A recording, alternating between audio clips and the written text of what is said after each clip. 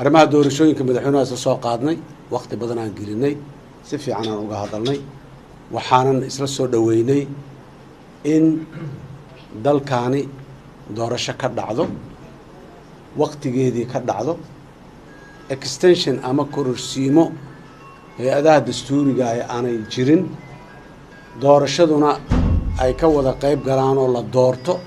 dhammaan hay-adaha dastuuriga ah ee talada dalka ku jooga doorasho la soo doortay dhammaantood waqtigeediina doorashadu inay ku dhacdo sida ay u dhacayso nooca ay noqonayso waa laga wada hadlayaa waana laga wada tashanaa doorasho raalli laga wada yahay dadka intiisa badan ay u dhan yihiin inay dalkan ka dhacdo laga tashaday la isla aqbalay ayaan ku soo ballanay qodobkaas madaxweynaha waa iska afgaranay wixii farsamo ah oo say u taallaa iyo sidee u soconay iyo sidee tahay sidee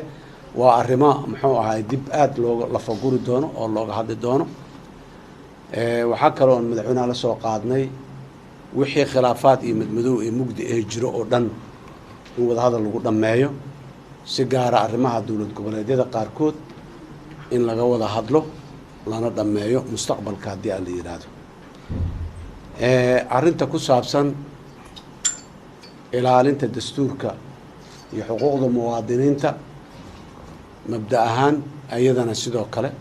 madaxweynaha isla garanay dastuurka jamhuuriyadda in la ilaaliyo dowladdu ay ilaaliso annaga siyaasiyiinteenna iyo shacabkuna ay dhinacooda ka ilaaliyaan ayagana dastuurka waxa uu farayana ay dhowraan arrimaha ammaanka aad iyo aad ayay muhiim u ahaayeen waydana waqti badan aan gelinay waxaan isla afgaranay isla garanay amniga inaan la siyaasadaynin ciidamada amniga iyo hay-adaha amniguna ay siyaasadeysmin siyaasadda ay ka madax bannaanaadaan siyaasad aan loo isticmaalin